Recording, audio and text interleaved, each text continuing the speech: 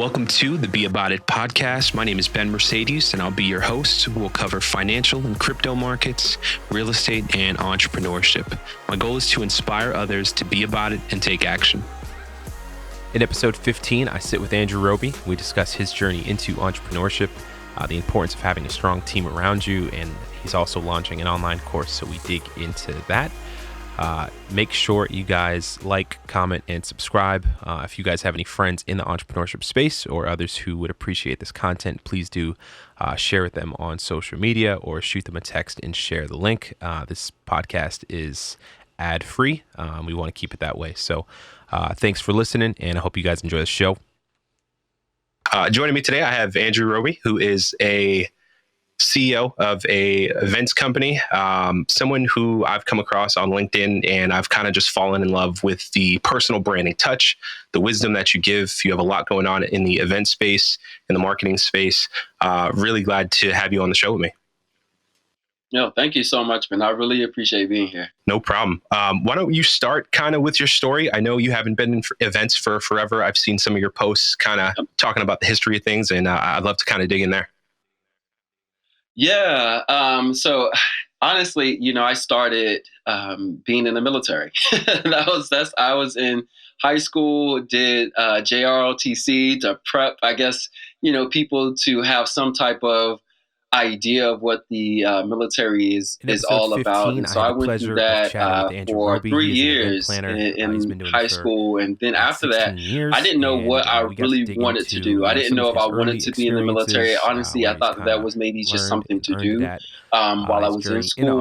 I was in, so many different clubs and all that kind of stuff. So once I got out, I literally took 6 months after getting out of high school to figure out if I wanted to go to college, if I wanted to just start working somewhere in Miami, or do something else. And what that else was, I had no idea. So I was finding myself, and then I got to the point that I was like, you know what? There's nothing going on for me. I couldn't go necessarily to the colleges that I wanted to, for mainly financial reasons. I grew up in a very low income home, single parent, and just trying to figure out what to do next. And that's when I got into the military, and I was like, I'm familiar with this. I understand it. Let's go for it and see what happens, And I joined the Army. It was January 11th, 2001. I joined the Army and, went through training and got positioned in Germany.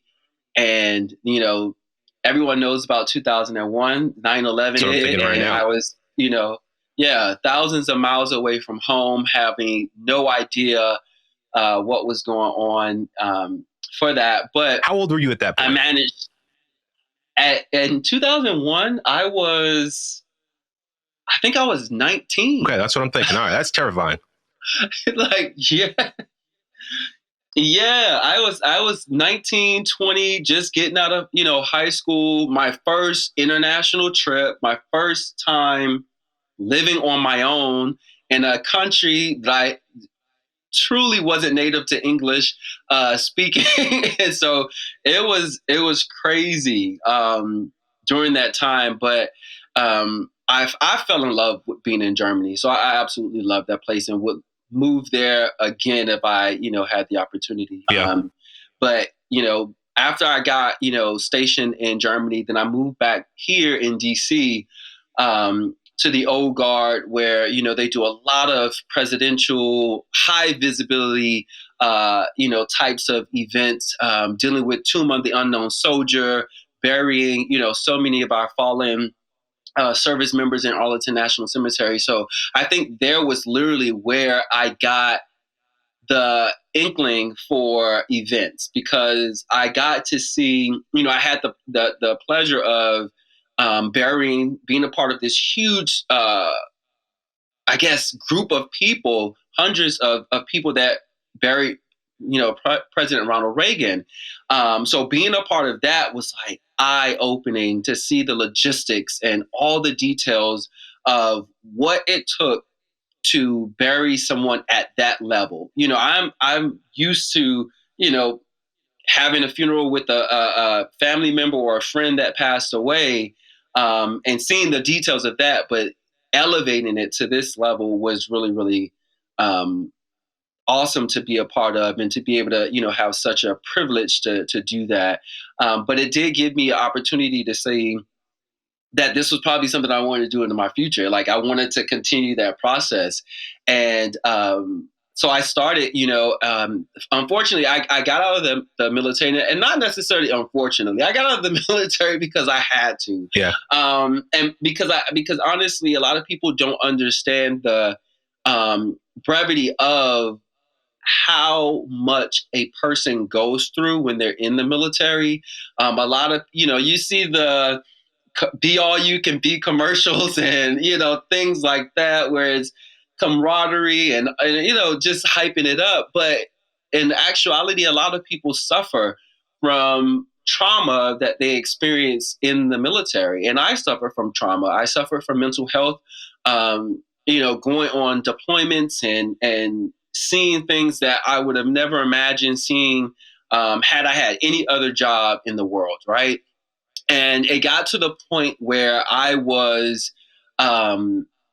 significantly angry all the time. I was responding to things in a negative manner all the time. And I would get to the point that I would start arguments in my head over scenarios and situations that never happened, but I deemed it to be a very valid point about a person or a situation that warranted those thoughts. And I knew that if I stayed in the Army, that I was not going to be good to myself nor to the people who were counting on me. Because when I was in the Army, like, I won non-commissioned officer and soldier of the year. I was, going to different places, seeing different people, meeting presidents and all this. Like, I was doing great things, but at the same time, I was still suffering. I was still battling mental health and all this kind of stuff. So I made the decision to no longer, they wanted to promote me again and to stay in and all that. And I just chose not to do that and to take the time out to actually get counseling and, deal with the trauma, deal with the mental health that I was dealing with. And so once I got out, At that point, were you doing events on the side at all? Or did you just say, hey, no, literally my mental health is it. I'm going to chill out for a bit? Right. So I was, but not anything significant. So in the Army, there is an organization called Better Opportunities for Single Service Members. And that program is built to create social events for service members who are on base and may not have access to things outside of base for whatever reason. Maybe they're timid, or maybe they just haven't developed that group of friends because they're new, etc. So we started doing things like, we got a partnership with Coca-Cola to do a basketball tournament series.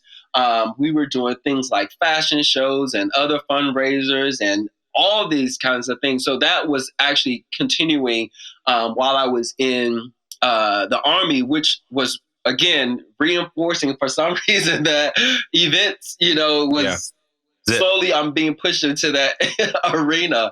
And so when I got out of the Army, I was like, okay, look, I understand, protocol. I understand logistics and how to set up this and how to do that. Because I've been literally having the on-the-job training, thanks to the Army. And so I said, let me try it. Let me get out and try doing events, and I bombed. I sucked, because it's the thing that everybody goes through now. Like we talked a little bit off air, but the whole point is that you just got to jump in and get exposure. You got to jump in, get experience, and you just got to do it. And it's going to suck. Like, I look at my stuff, it sucks. Everybody's first year of whatever their passion is, like, they frown upon it. But like the bigger point there is you just got to jump into it, man. So continue on. Absolutely. First year was bad. So I sucked. But to your point, everyone was like, yeah, I could be in a company working for someone And I can always do it better if I, got out and did it on my own. And that's easy mentality. But no, to your point, it's significantly harder to do that. But as I kept doing it and stuck with it, I began to learn, that doing events is more than just putting on an event. It's the business behind it. It's the relationships that you build. It's all these organizations that you're trying to understand, personal branding, company branding, finances, and profit. And like, there's so much that I had no clue about, before I started this. So yeah, it was just growing and growing and growing. And as I continue, and I have a business background. So, a lot of people, tell me often, hey, you should have, gotten a master's in business and did this and that. Well, I got a master's in business and still, I still needed to find a whole lot more to do and learn outside of a institutionalized, environment for learning.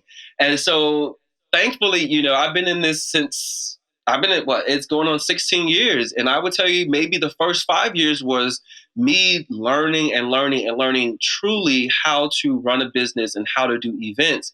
And then everything after that really just started to escalate and really just, I guess, condition me to figure out what more I could do, in this arena. So it's been amazing. I have no regrets whatsoever. Yeah, I love that. I tell friends all the time when they're considering entrepreneurship, something, an event company, a wedding company, photography company, whatever it is, it's like you can be really good at a certain skill.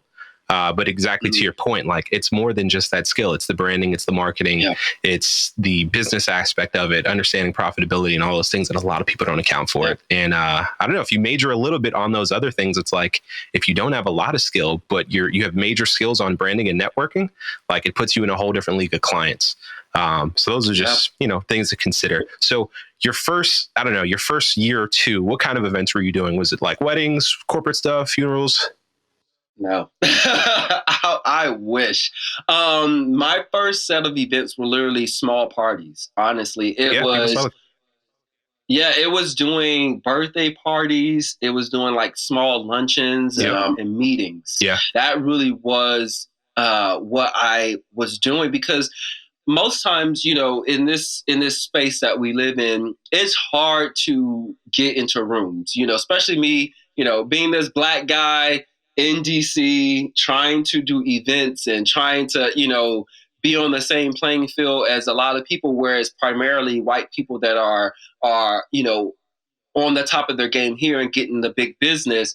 It was just tough. And not to make it about race or anything like that. It was just learning, and learning, suppliers, learning who I can build my foundation on, associating myself with other planners and, all the other event pros that are in this area. That networking was really vital to me, because I was doing things from what I thought was the right thing to do and the right way of going about things. And every time I, reached out to a catering company to do this, I was met with roadblocks because of my own ignorance, not because of anyone else. Things like pricing, and one thing I joke about all the time is that so many people think that when you go to a restaurant for food, that's the same price you should be paying for catering at an event. And it's completely different. Try cooking, because there's so many. I tell people all the time, try cooking 150 meals, in an hour, in 2 hours. You know what I mean? It's a whole different experience. Yeah. And so those types of lessons I was constantly learning within that first year and second year, because there is no one that taught me that. There was nothing in school that taught me that. So the only way to get that knowledge was literally trial and error and figuring it out and fumbling and going from there. Yeah. I want to pause you on the networking end.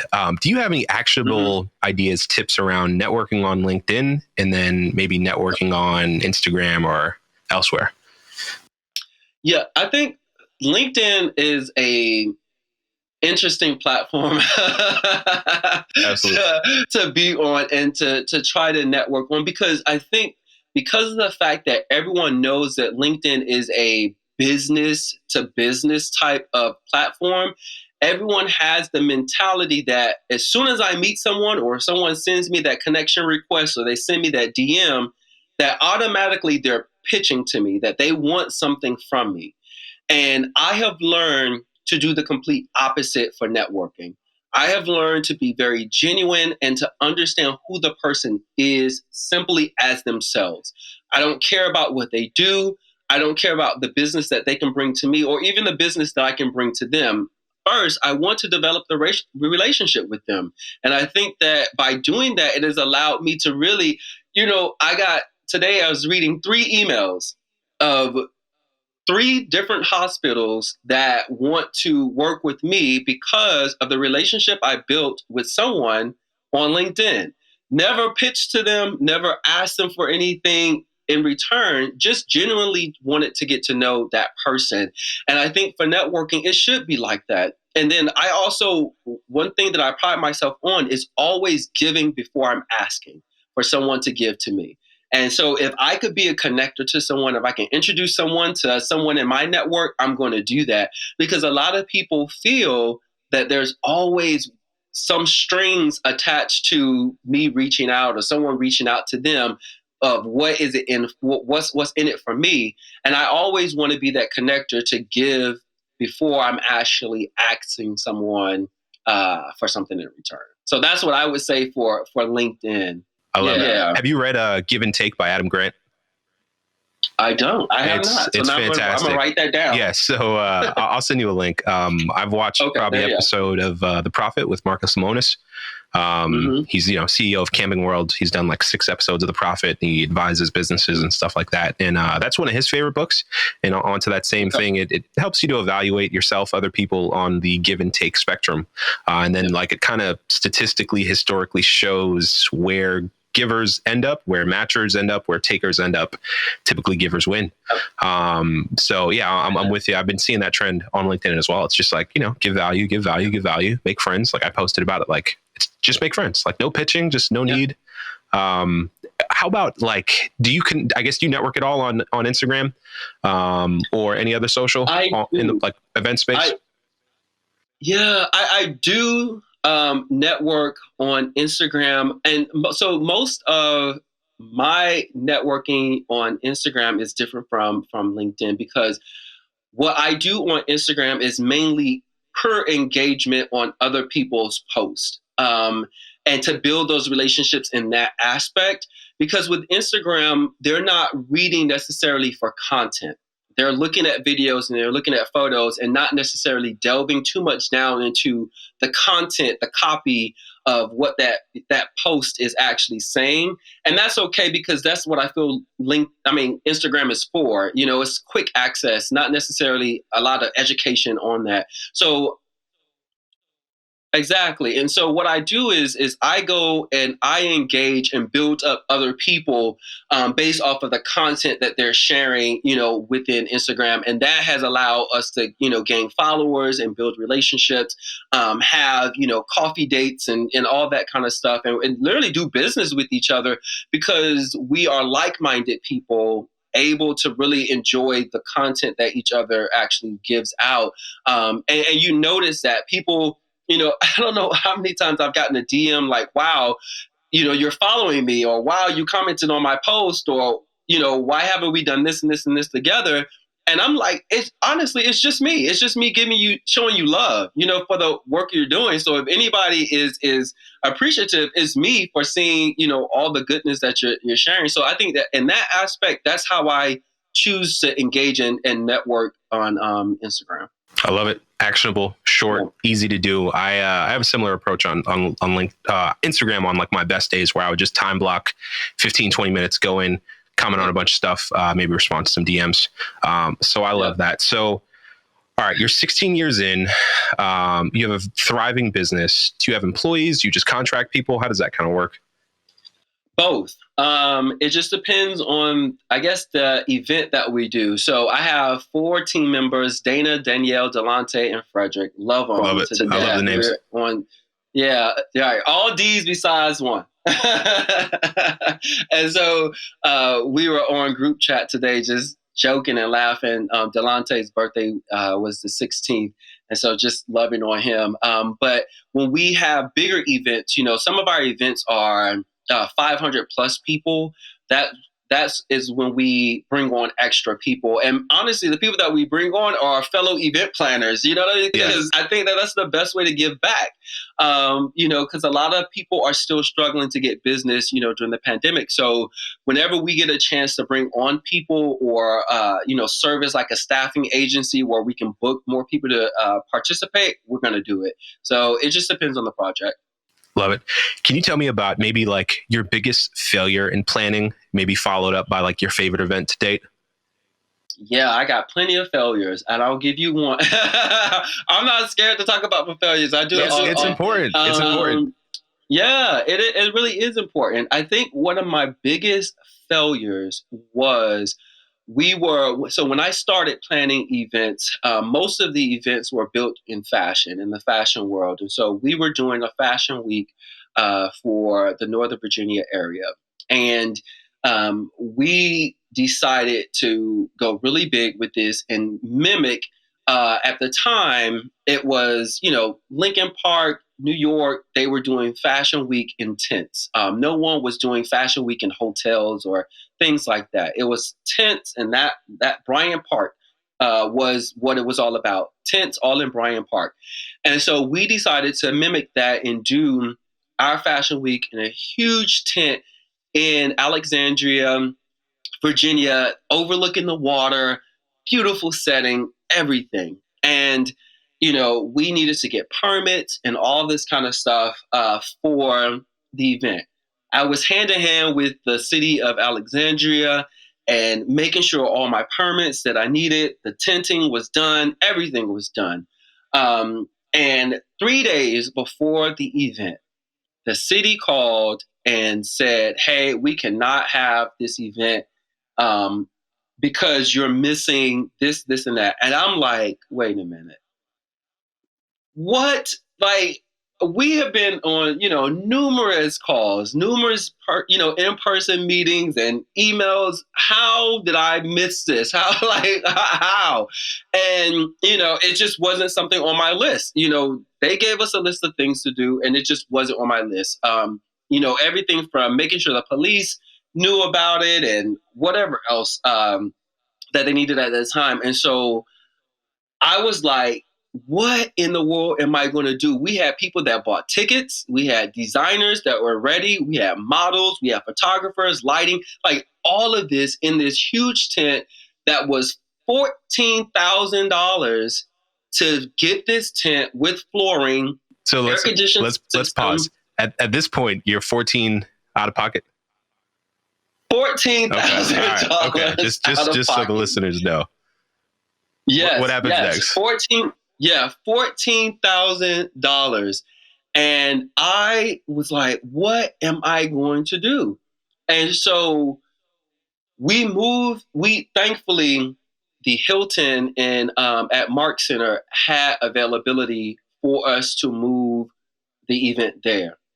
But in doing so, we still had to come out of pocket for paying them because we could not get money back from the permits nor the tent, because like that money 3 days before the event, you're not getting your money back. You know what I mean? So we had to then pay to house all of the events there. And the reason why this was such a big issue is because not just because of the money that we lost, but because of when you create events, you create environments, you create experiences for people.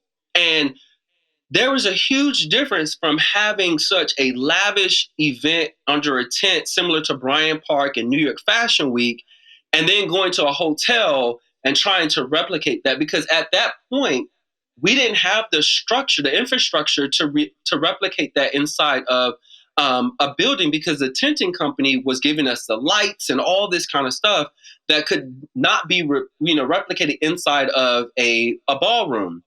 So we had to get staging and everything. Just the aesthetics were all off, and it was horrible. It was horrible, but we still did it because the designers were there. People bought tickets. We had to do it because otherwise I would be out of even more money trying to refund people their ticket money back. And so I remember we went through we had 6 designers. We went through 2 shows, and each designer had their own show.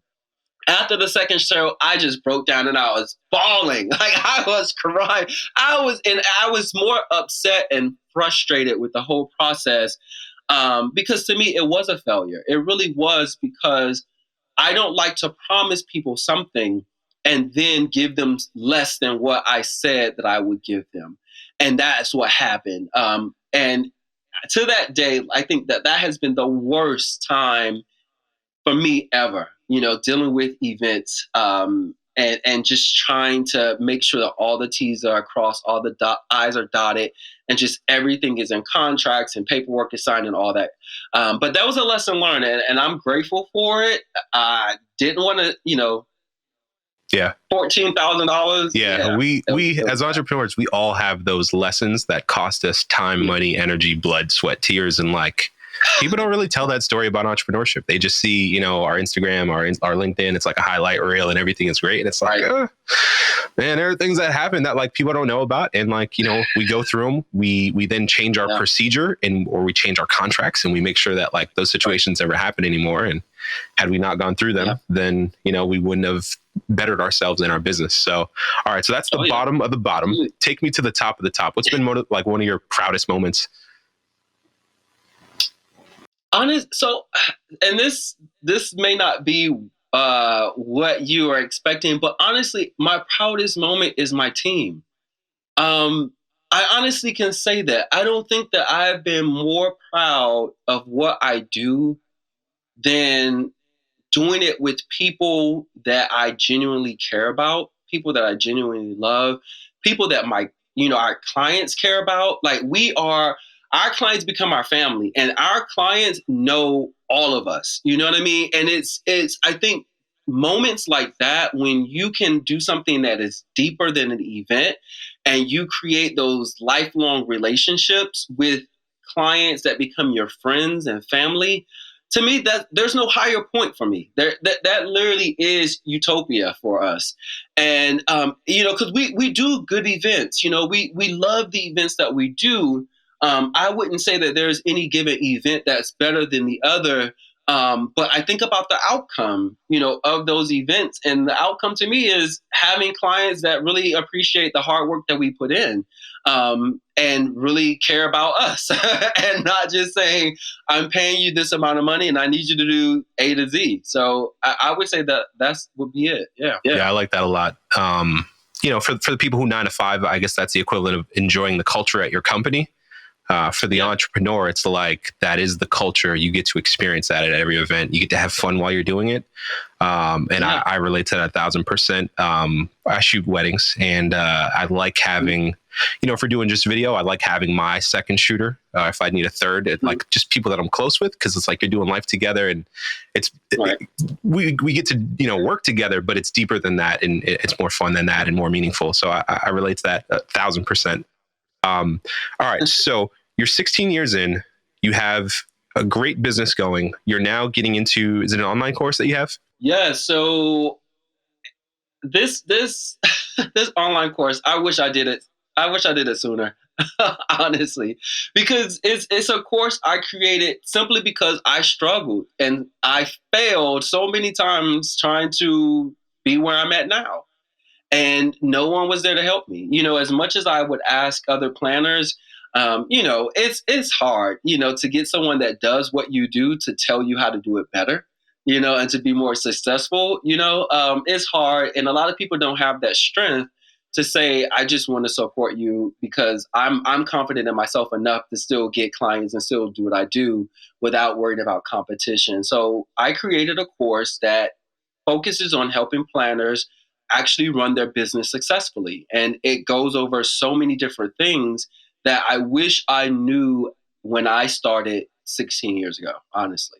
Yeah, I love it. So if someone's listening and maybe they're already doing planning, or maybe they're just considering it, can you just talk about, like, is it lucrative? Is it a career worth pursuing if you enjoy it? So 2 things. 2 things. Event planning, even event world, but specifically event planning, is not for the faint at heart. You're going to be challenged. You're going to get difficult clients that simply don't understand that it's not solely about them, nor is it about us. There's a big picture to this. And there's going to be a lot of challenges that you face emotionally, mentally, financially. There's so many things that you're going to deal with. And so I wouldn't necessarily say it's going to be easy.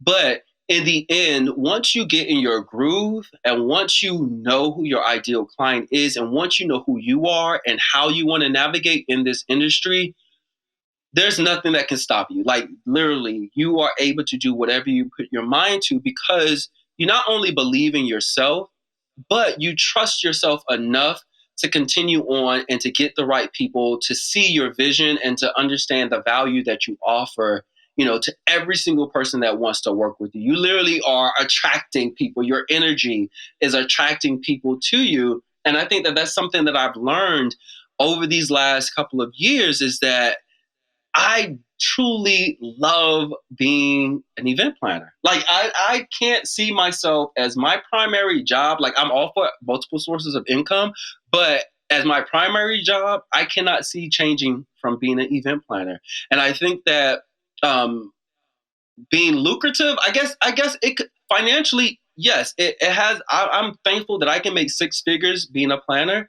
but it's more to me than just the money. It's the people I get to meet, the places I get to go, to travel, the experiences that money can't buy. Like these are the priceless things that you cannot get with income, right? And so all of those things is that and more. So yes, stay with it. Yeah, we shot a wedding once, and I'm setting up lights in the reception space. Mark Wahlberg walks by. I have a friend who was at a wedding. Elon Musk is there. It's like it can literally take you from anywhere. Like on the filmmaking side, it's like you can get a call from a planner who's in LA and they're like, hey, one of my clients is looking for photo and video. They won't even tell you their name. They'll book you. They'll pay you. And you show up and, oh, by the way, it's, some movie star. One of my friends just did I think it was JJ Watt, his wedding. He plays in the NFL, and it's just like you never really know what's going on. And the stuff that happens, particularly in the wedding event space, is insane. I mean, budgets, $2 million budgets, maybe $100,000 on floral. And it's just like, I've seen a greenery wall with holes in it, and there are hands that go through with like nice gloves, and they're just holding like champagne for you to walk by to grab and drink and, enjoy it. It's just like, it's a whole nother world. So I'm with you 1,000%. The experience has been, great for me. Let's just talk about the course. Is it like all video recordings? So our course is broken down into, I think right now it's 8 modules, and we'll add on modules based off of feedback. But the course is everything to do with personal branding, company branding, pricing. Like we spend a lot of time talking about money throughout this course, because I think a lot of people don't understand. And that comes from my business background and how many, courses I had to take to understand finances and deal with, being financially literate, and a lot of people that I run into don't know how to price for profit, don't know how to price to ensure that they're able to pay not only themselves, but having a team, having more people there to support them, because so many people are single, entrepreneurs with nobody on their team. So we talk about that. We talk about marketing. We talk about how to find the right client, how to sustain, and really how to stand out. Because, on paper, I do the exact same thing that another planner does, right? And I know how to find a venue just like they know how to find a venue. I know how to find a baker just like they know how to find a baker. But we have to move above that and showcase what our value is and all, how we're special and what you're buying is really us. And so I teach that in so many different things. And then, of course, all of that is on video, on demand, so you can watch it whenever you want, as many times as you want. But what we also do is I do group and one-on-one sessions. So the first half of the class is all one-on-one, because the first half is all foundational pieces on, how to start a company, how to build a team, how to get rid of the things that you don't want to do, and bring on third parties and, assistants, et cetera. So I feel like the one-on-one session is really important to ensure that people understand that process through those modules. And then the latter half of it is about group, involvement, where we can create more topics and see what other things that we can add to the course and build a module almost like a beta around group. that. Yeah, that's awesome. So you're getting direct feedback, which is awesome. That's good. Yeah, absolutely. Yeah. For anyone considering, if you're, new to event planning, considering it, or even another field, the benefit of buying a course from someone is that you get their 16-year experience from, low of the low, top of the top, all condensed into a highlight reel for you to go through in maybe a day or two. So I used to view courses as like, $3,000, $2,500, $4,000. That's a lot of money. But it's just like when you buy it, you're going to get an immediate ROI. You're going to learn new things. You're going to become more profitable. You're going to learn how to network better. You're going to learn how to do these things better. And like, again, the ROI is immediately. And so I always try to talk people through, like, think of things, at least in terms of your business, in terms of ROI. It's like, if I spend X amount with you, will I get that value back? And how soon can I monetize it? I mean, if I tweak my marketing from something that I learned from you, I could have that capital in a month or two if I'm really pushing for it, I think. So I always try to remind people of that. And then also, guys, it's a tax write-off. You know what I mean? Like, just invest it, spend it, and invest it in yourself, and you'll see an ROI. So yeah, I saw that. I wanted to have you on here. Really happy to have this conversation. Before I let you go, what do you have who do you like for like business philosophy? Maybe like a Tony Robbins or Jim Rohn, or who's your go-to? So look, hands down, my go-to is Paul Carrick-Brunson. So he is, and it's weird because most people know Paul because he has been a matchmaker, and he's been on Oprah, has had a TV show with her, and now he's actually doing matchmaking in the UK. He lives in the UK now, but he used to live in DC. And the thing is that I took a mastermind course with him about business and how he has been able to correlate relationships with business and how to create relationships between business owners and clients. I think is absolutely phenomenal. And he's always teaching me something new about business and just being a better person, honestly. So he would be the person that I would say. Yeah. That's awesome. Any podcasts, business related, that you recommend or that you listen to? Man, so I mean, I'm always listening to Gary Vee. So that's definitely someone that I listen to a lot. I do listen to Paul Brunson has a podcast as well. Who else am I listening to as far as, man, there's like so many podcasts out there, honestly. Like no worries. I always just like to ask you what people come up with. I tell podcast books are just life changing. If you put the work in, put the time in, even if you're on Audible, just listening, like, you can literally change your world around. Any favorite? Glad you brought up books. Yeah. Any favorite books? Maybe even something that you reread yearly that just kind of helps shape your mind. So the book right now that I'm reading, and I'm in my office, my home office right now. My book wall is right here, and I'm looking at all these crazy books. But the book that I honestly am obsessed with right now is called The Body Keeps the Score. And it is to me, is a mental health book about trauma. And, we talked about that already, but it shows how people navigate through trauma, but also how people are able to cope with life and cope with so many different things in life that I just am fascinated by that. I mean, it's not a business book per se, but to me, I'm obsessed with this book because to me, it answers a lot of life questions that, tell me why people are doing the certain things that they do or why they respond and react the way that they react. So Yeah, that will be my book. Cool. For Cool. right I will. I'll check it out. I got some Audible credits.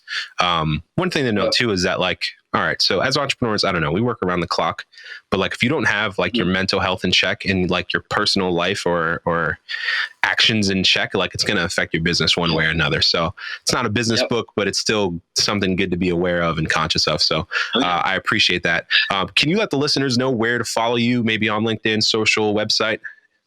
Yes, everything. I try to make everything simple. Andrew Roby on LinkedIn, but of course our business accounts on LinkedIn, on Twitter, not Twitter, but Instagram, on Pinterest, on Facebook is all Andrew Roby Events. Love it.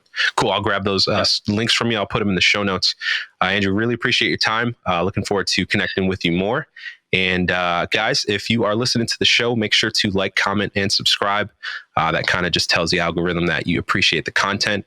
Thank you so much for listening to the show, and we'll catch you on the next episode.